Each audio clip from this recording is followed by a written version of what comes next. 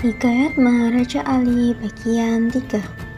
Pada suatu hari, saat Fakir menolak tawaran makanan dari Bilal dengan alasan karena tujuannya belum tercapai, dan Bilal pun bertanya mengenai tujuannya tersebut.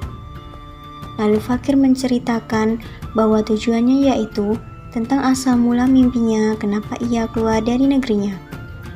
Setelah mendengar cerita Fakir tersebut, Bilal mengucap syukur kepada Allah SWT dan berniat menjadikan Fakir itu sebagai menantunya. Dibawalah Fakir itu ke rumah penghulu agar menikahkannya dengan anaknya. Akhirnya, Fakir dan anak perempuan Bilal resmi menjadi pasangan suami istri. Setelah pernikahan selesai, Bilal beserta istri, anak dan menantunya kembali ke rumah untuk bersukacita.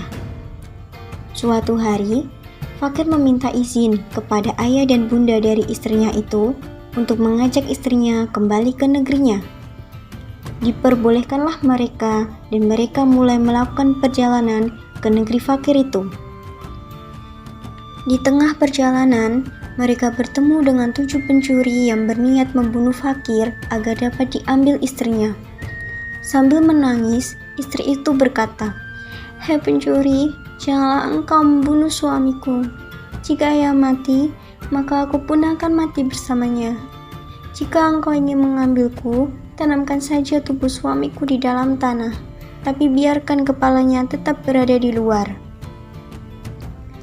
Mendengar hal itu, pencuri tersebut pun melaksanakannya. Lalu istri itu berkata kepada suaminya, "Ya tuanku, semoga engkau baik-baik saja di sini dan bisa segera keluar. Janganlah engkau bersedih hati, dan tidak ada niat hamba untuk durhaka kepada tuanku. Sampai hamba mati sekalipun, tidaklah hamba melakukan pekerjaan yang haram itu." Setelah mendengar perkataan istrinya tersebut, Fakir berkata, "Pergilah istriku, Kakanda serahkan semuanya kepada Allah SWT yang akan menjaga Adinda." Kemudian, istri itu dibawa pergi oleh para pencuri. Dengan diam-diam, Fakir keluar dari dalam tanah lalu berjalan mengikuti para pencuri yang masuk ke negerinya. Fakir itu melanjutkan perjalanan dan menghadap kepada Nabi Daud yang saat itu menjadi raja di negeri tersebut untuk meminta pertolongan. Diceritakannya apa yang telah dialaminya dan istrinya itu kepada Nabi Daud. Lalu Nabi Daud memberi perintah untuk membawakan pencuri itu kepadanya.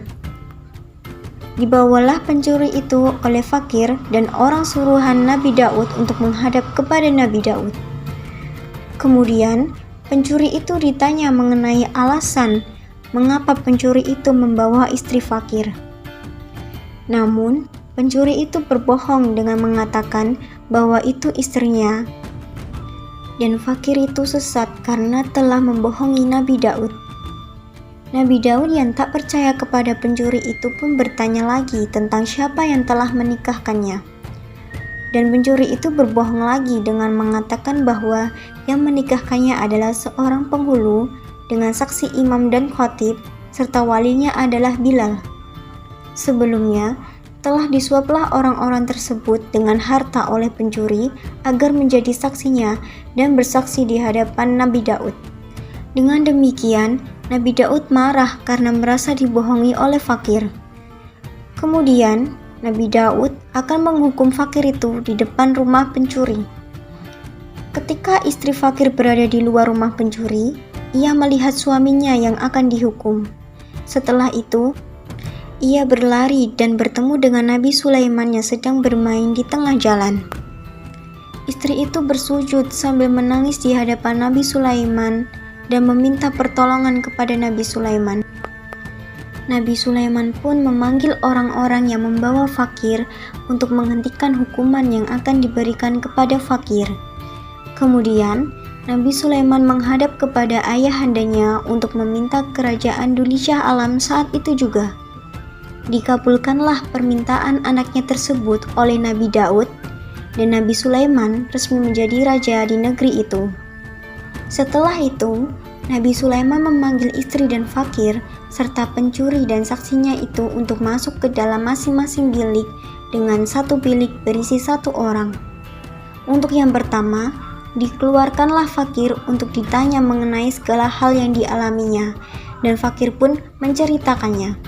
Selanjutnya, dikeluarkanlah istri itu untuk menceritakan segala hal juga. Istri itu mengaku bahwa ia adalah anak Bilal. Ia juga mengaku bahwa fakir adalah suaminya yang menikahinya pada malam Jumat. Perkataan fakir dan istri itu ternyata sama. Kemudian, dikeluarkanlah penghulu dan ditanya mengenai hal yang sama. Penghulu mengaku bahwa ia benar-benar menikahkan pencuri dengan istri itu pada hari Senin. Selanjutnya, yang dikeluarkan dan ditanya adalah imam. Ternyata, jawaban imam tidak sama dengan penghulu maupun fakir dan istri itu. Demikian pula jawaban dari khotib dan pencuri yang ternyata berbeda-beda. Adapun jawaban Bilal benar, yaitu pada malam Jumat. Dengan demikian, dapat diketahui bahwa fakir itu tidak bersalah.